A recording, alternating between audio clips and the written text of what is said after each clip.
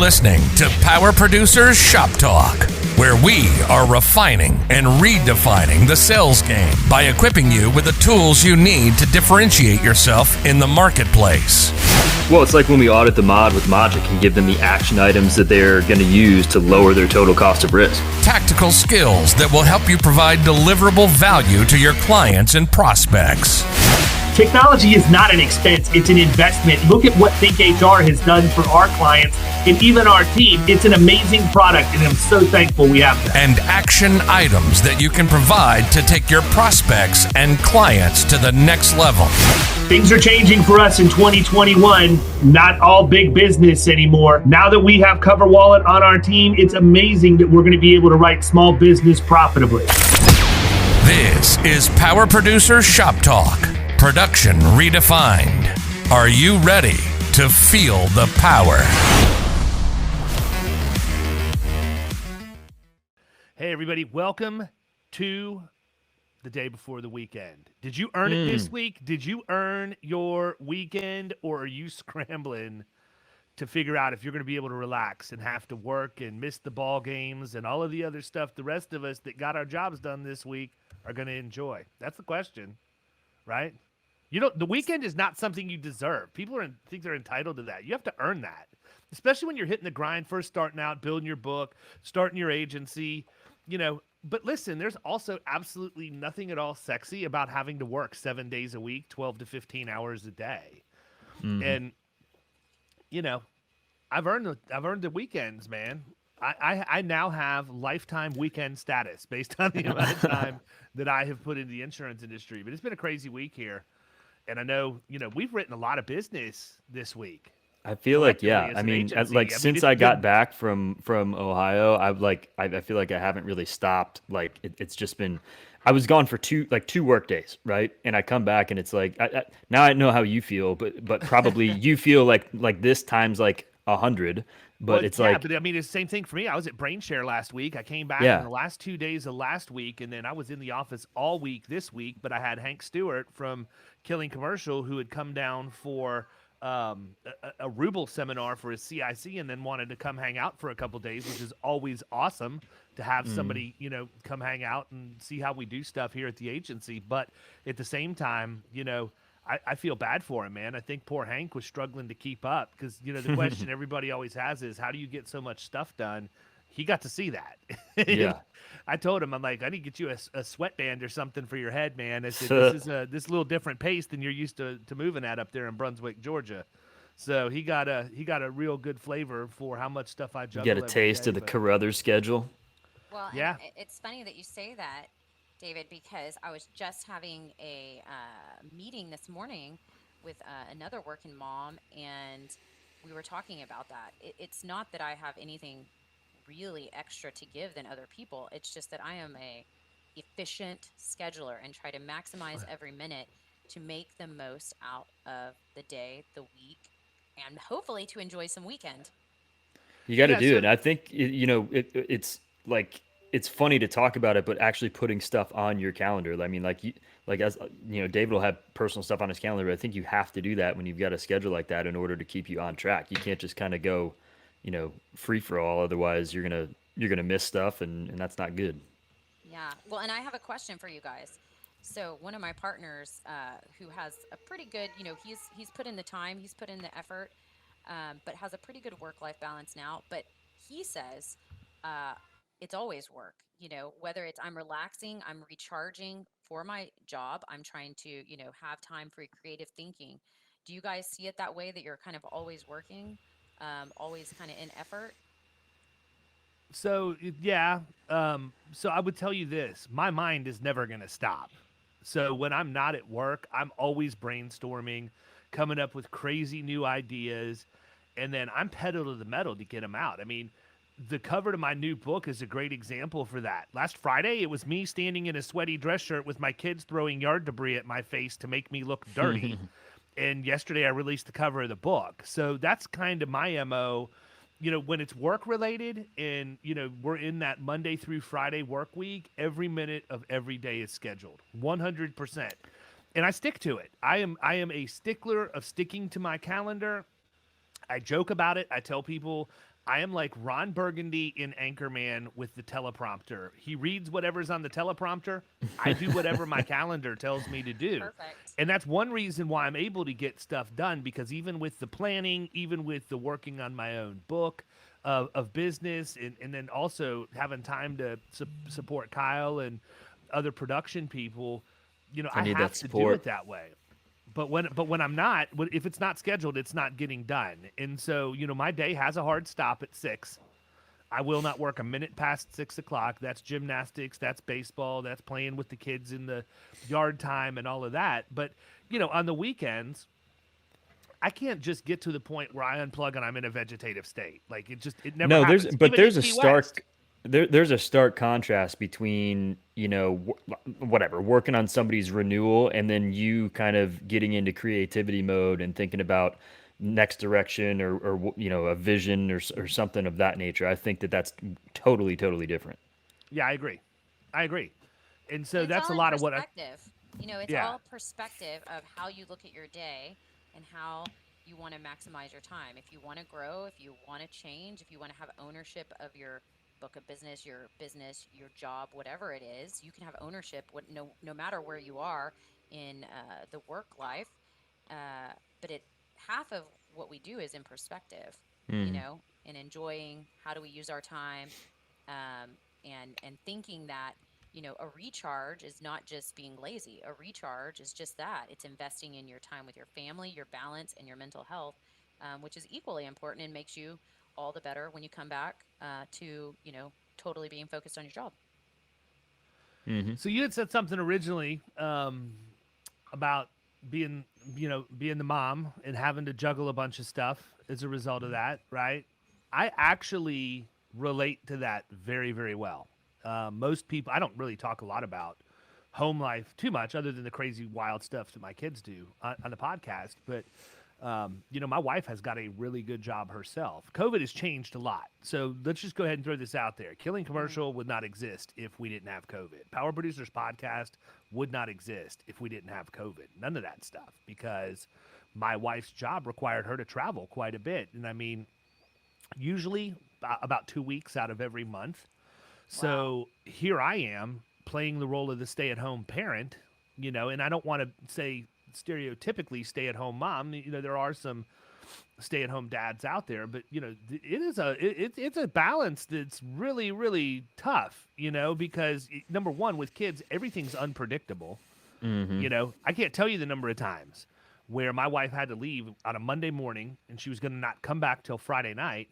And I finally get all of the kids dumped off, because at one point I had 4 kids at 4 different schools that I had to drop in the car line. Dude, you love car line. While fighting with the Board of Education as to why we're not having bus service, which is a well-documented battle in Tampa circles. And then, I'd get here, I'd finally get parked in my seat, get ready to crank something up. And I swear, you can't make this up. Here calls the school nurse. One of the kids just not feeling it. They know mom's gone, and they think that. I've been a horrible parent. They sense the weakness. Oh, but there is no weakness, Crystal. There is no weakness. I'm sorry. You're going to need to take 2 aspirin and go back. That headache will go away. This is before we had to be overly cautious about everything. Right.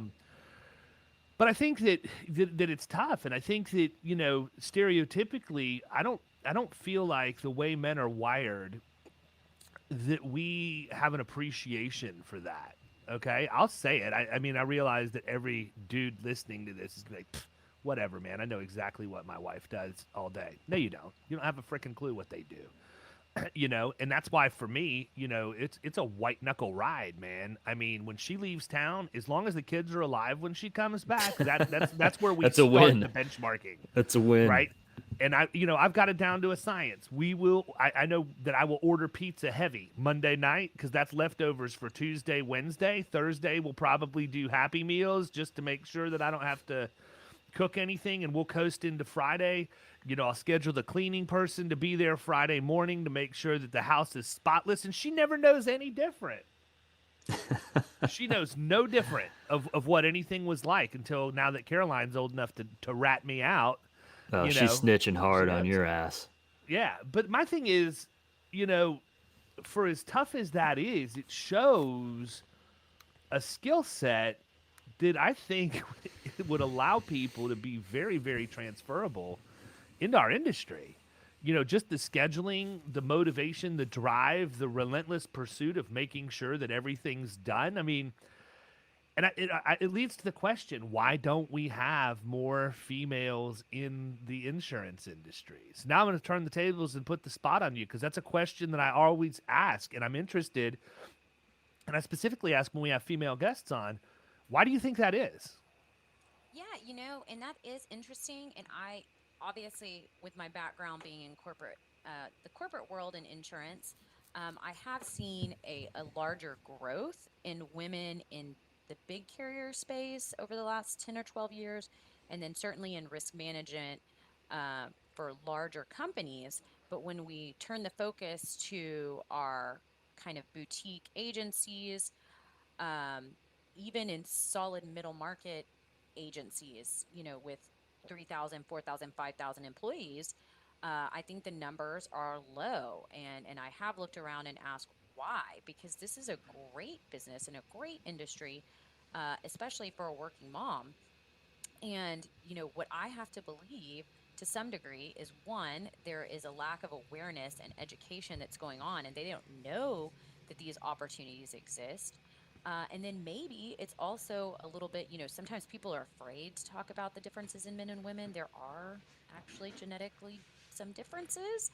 And, you know, I wonder sometimes if women are staying in the workforce, if there's a little bit of fear of moving to a smaller company from a larger company.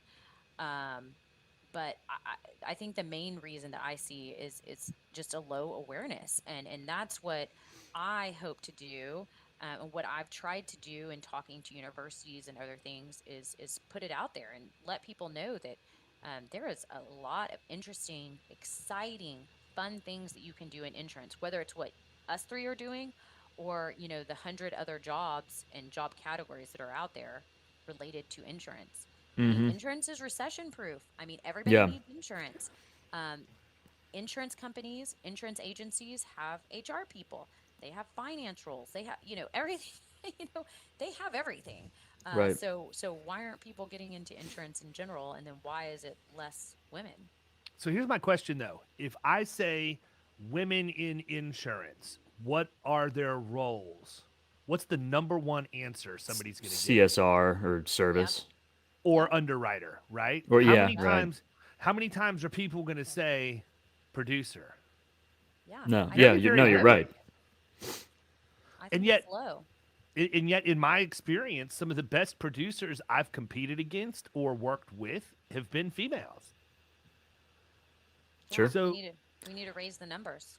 I think your point is interesting, though. I agree. I think it's education on the front end. I mean, like when you're going, just think about when most of the people that we have on here, they say they never, including myself, and never anticipated getting into the insurance world. Just kind of landed there, and I think that's because it's never really the subject isn't ever really broached. Like when you're coming up through school, not college, but like even high school, like you have no clue about insurance at all. Like it's not talked about. Just like there's so many things in high school that they don't teach and are not talked about. But when you get into college, there's no, I mean, unless you go to a very specialized, school, there's no insurance courses that you're taking really. I mean, and I think that's part of it. I think that people don't really fully understand it.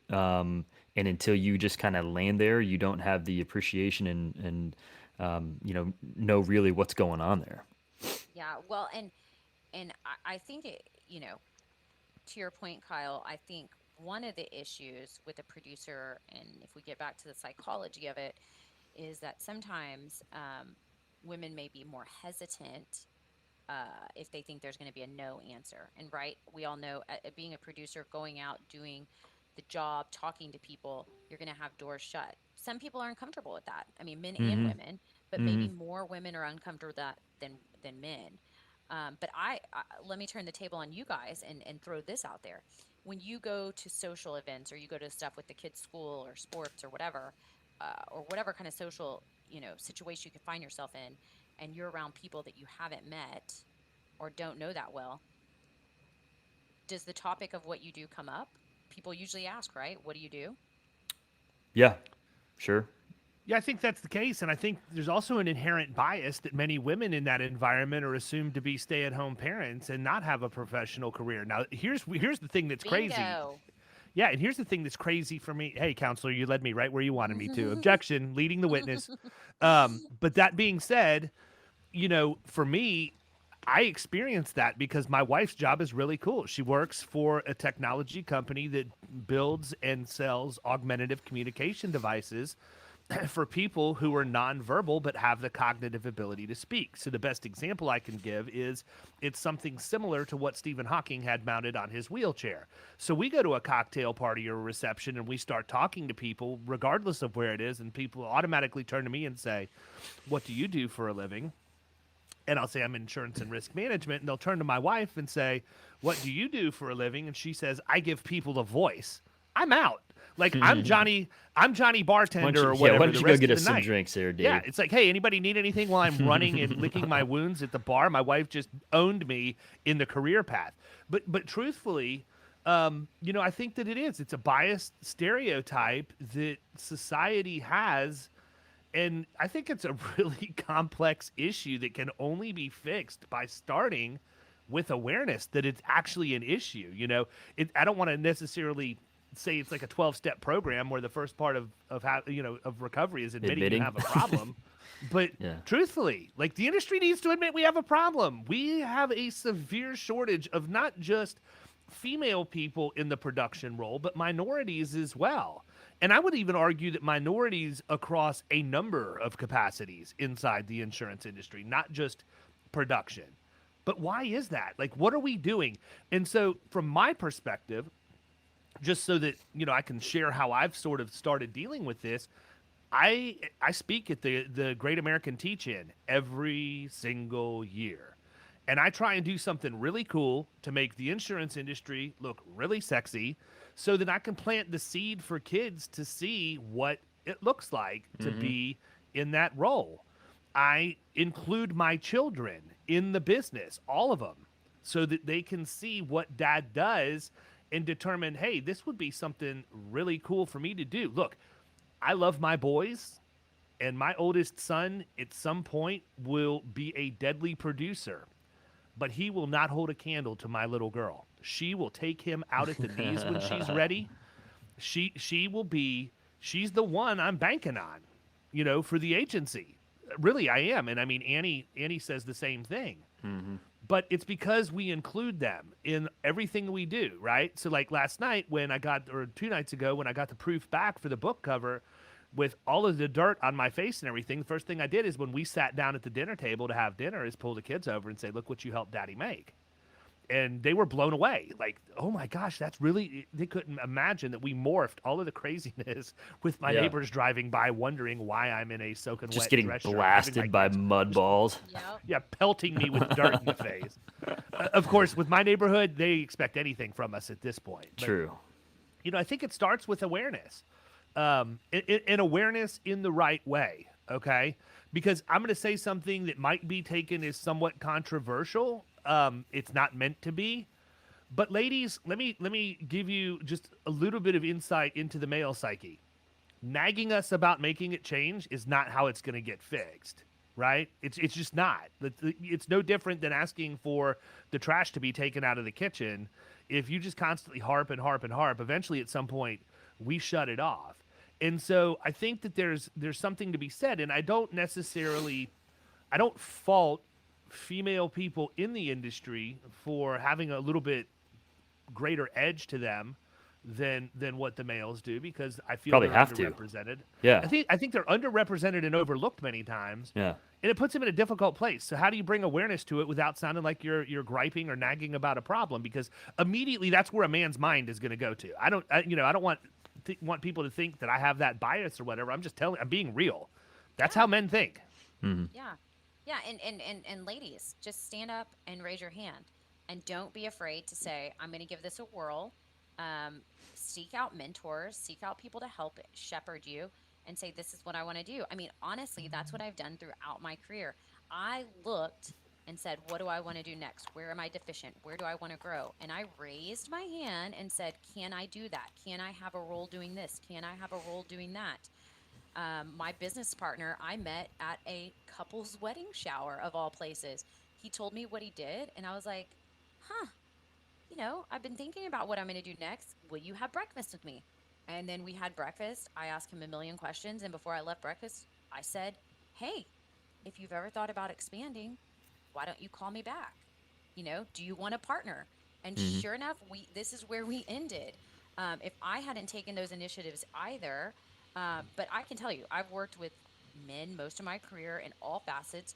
And every time I asked, people were willing to help me. Nobody saw it as a competitive threat. There was nothing, nobody was trying to hold me back as a woman. But we need to, raise our hands. And then, of course, when people raise their hands, let's give them a helping hand up and usher them in because there is difference to having perspective of men and women, and it balances everything out. And to your point, David, on just overall minorities and insurance in general, it's really fascinating and surprising because when I look at, the insurance industry and on the carrier side, especially where there's just a volume of jobs, right? There's a lot of jobs. For the most part, I don't think there's anything special background that you need to have to get into insurance. It is a great jumping off place for anybody and everybody. How do we trickle that out to people and let people know what's out there so that people can find the opportunities? So here's my opinion. I think you do a really good job of that, actually, of standing up, getting yourself out there. You and I know each other because of your presence on LinkedIn. That's it, right? And you put yourself out there. You share content. You demonstrate the fact that you're certainly a subject matter expert on many things, that you're constantly posting about and sharing with people. And, I don't want to be cliche, but I view you as a peer. I don't view you as a female peer, right? And I don't, I realize that sounds a little bit hokey, but truthfully, if your perspective is right and you focus on the content that makes up the person, whether they're male or female is really kind of irrelevant. It is. Absolutely. Or even the race or anything else. Yeah. And I think that there's just not enough times that we're having conversations around that because people are uncomfortable with it, right? I was sitting in the airport in St. Louis back at the end of January, and there was a group of African-American guys that were flying down to Tampa to play in some sort of a competitive softball tournament, which when I hung up the spikes from playing baseball, that's where I went. That's where I went to what every washed Dude, up. I gotta tell you, I did it one time, and I was in this league, and we had it was like right as COVID started blowing up, so we only got 3 or 4 games in, but it was a ton of fun because it's a blast. Yeah, it's and I never played like organized baseball or anything. Yeah, it is, and I mean there's teams that come in like everybody's wearing like the same uniform, and it's like it kind of reminded me a little bit of Dodgeball, like the movie. But it was pretty cool. I was like, yeah, there's no way I'm gonna like this, but it was fun, and I would totally do it again. Well, so the thing is, these guys were sitting there, and I shot the breeze with them a little bit, and we were talking softball because I played, if there's such a thing, highly competitive slow pitch softball. I played for Team Worth. We won a couple of national championships. No big deal. But just in case anybody wondered. But anyhow, so another guy sat down next to me, and he was kind of standoffish, and I looked, and he was reading a book called White Fragility. So being who I am, I immediately asked him, hey, what you reading? Because I don't hide behind anybody for anything. And he looked over at me like it was wrong for him to tell me what it was that he was reading. And I was like, is it a good book? What's it about? Talk to me a little bit about the meat of it. And I said, watch this. And I went in and immediately ordered the book off of Amazon while I was sitting there. I said, really appreciate you taking the time to share it with me, man. I said, I agree with you. There's a lot of problems that we have in the country right now, and one way that you get around that or fix them is to talk about them. So thanks for sharing. And don't hide it, right? I think it's the same way. You know, and it's funny because again, in the insurance industry specifically, I've got some firsthand experience with this because of how we dealt with, casting the protege, right? So I put the first episode out, and immediately within the first hour that it was posted, I had a comment on YouTube from a female that said, I was really looking forward to this, but I got to tell you, I'm disappointed you don't have more females, no more female coaches or more female participants. And my response was, please send them to me. Yeah. 100% of the females that applied to be in the protege were accepted. And it's not because they were female. Annabelle was there because she belonged to be there. But I did everything aside from beg for women and minorities to get on there. And when you look at the overall demographic of how the show was set up, truthfully, 4 out of the 11 people were female or minority based on their race, their ethnic background, or their gender. I don't want to run a show where I have to make numbers, right? I don't want to run a show where I have to say, oh, well, at least 50% of the people are minorities or females. No, I want to run a show where those people feel comfortable to apply because they have the right skill set and the drive to achieve it, and it just all works out. And you know what? That's what we did in season 1, and by and large, that's pretty good representation, but it's not good enough representation on the female side. So what am I doing now? I'm reaching out to literally every female I've come in contact with that is in that stage of their career that it would make sense and saying, look, I'm really encouraging you to apply. I feel like you have an excellent shot at going all the way. And that was the cool part.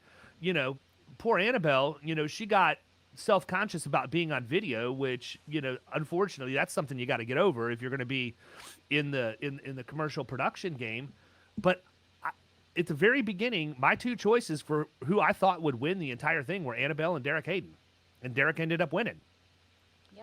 But I feel like she'd have kicked his rear end if she'd stuck around, because when you listen to the backstory, and she had the double whammy, right? She's a Hispanic female. So she had an ethnic minority. She's an ethnic minority, and from a gender perspective, she's a female. So now she's got 2, I don't want to say 2 strikes against her, but she's really, representing 2 different classes that are underrepresented in the industry. And when you listen to her story about how she migrated from Mexico to the United States and all of the things that she overcame to get to where she is, to even have an agency today, to be able to go out and produce, how do you bet against somebody like that? Mm-hmm. Never. Not once. I didn't never say. I was so disappointed when she told me that she couldn't push forward, because I wanted to back her as much as I possibly can. So for the females out there, by the time this episode hits, the casting call will have been announced for season 2. And if it makes you feel more comfortable, we have a female coach. I found one. Miss Ciara Gravier is going to be one of the coaches, and she will be a dandy. So if you want somebody to align yourself with that is a female that is leading the charge in the industry, she's a good one. And we're going to tap you for season 3, Crystal. So I'll just go ahead and give you some foreshadowing on that right now. Perfect. Yeah, I mean, you got to get out there. You got to work, and I think women can bring just a little bit different of a flavor. And not that, it's not competitive. I mean, what we're doing is competitive, but it's not competitive between men and women. It's just that, it's competitive across everybody. Let me ask you this question. Who is a better teacher in the average household, mommy or daddy? Who has more patience? Yeah, exactly. You took the words right out of my mouth. It's patience. You asked. My husband is very competitive, but it's definitely me. Yeah. It's definitely, and I would have told you, though, as a kid, I was not, teaching seemed crazy. But as I've gotten older and then you have kids, I'm like, wow, now I see what moves the needle and why women are good at teaching and why I enjoy it.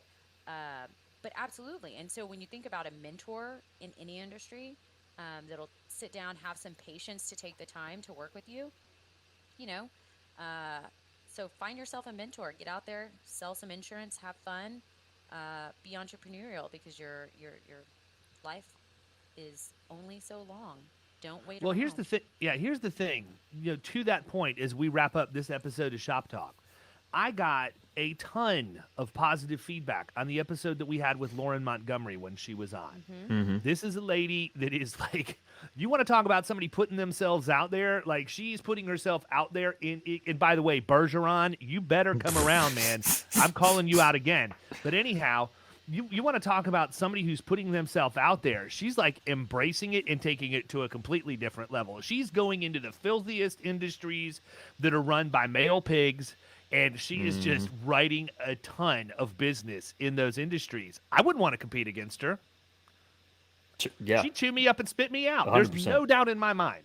Oh, I know a lady here, and if I could just say who would I want to pick to work with, I know another lady in Houston that works for a larger firm that will remain nameless, and she also is in highly male-dominated, manufacturing type industry, and she is killing it. Her book is huge, and she just kind of looked herself in the mirror one day, because we've talked about that, and said, I don't care if it's mostly men. I don't care if anybody's going to help me or not. I'm going to make it happen. And she has gone out and done just that. And I have to say, she's several years away from being 40. And she has $1 million plus book, maybe Nice. $1.5 million. Good for her. Yeah, that's awesome.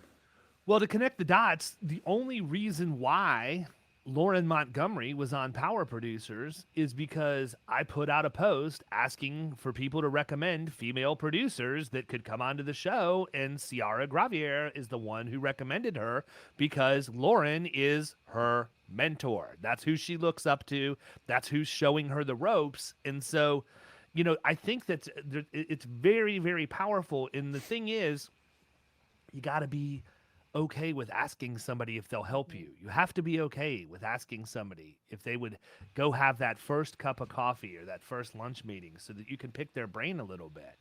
And, you hear it said a lot. I think it's kind of overused, but people say, oh, there's enough business out there for everybody. Guess what? There is. There is enough business out there for everybody. And guess what else?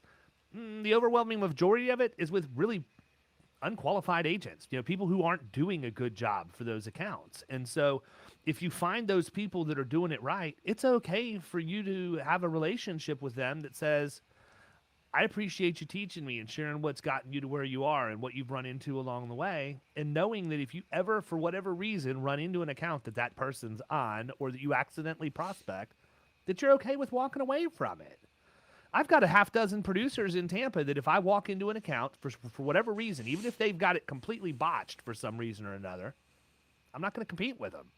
I'll tell them. I'll let them know that they're client shopping and I got in there and you may want to take a look at this, this, and this.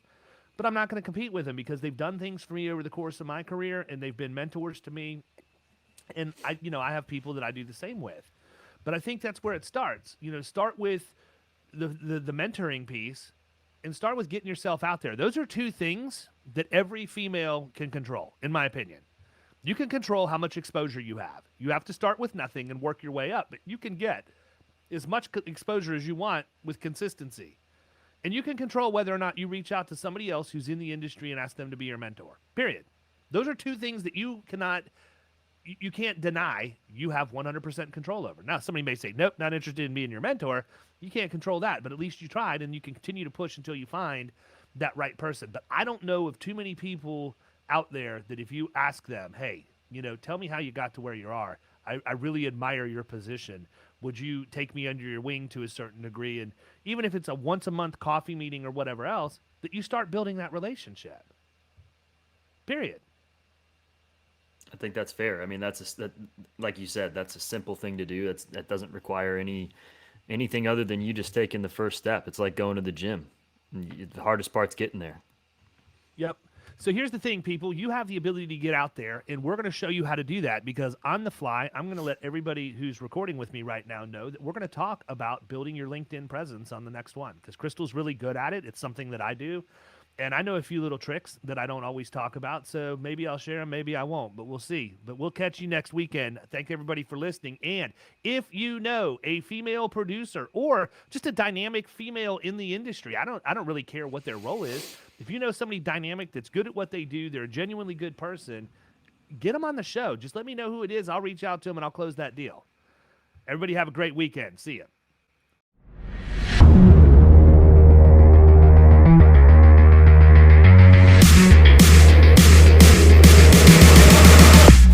You've been listening to Power Producers Shop Talk. You can follow us at the Power Producers Podcast on Facebook and Instagram. And if you want to take your game to the next level, check out our commercial insurance training course at killingcommercial.com or visit Amazon to pick up a copy of our international best-selling book, The Extra 2 Minutes.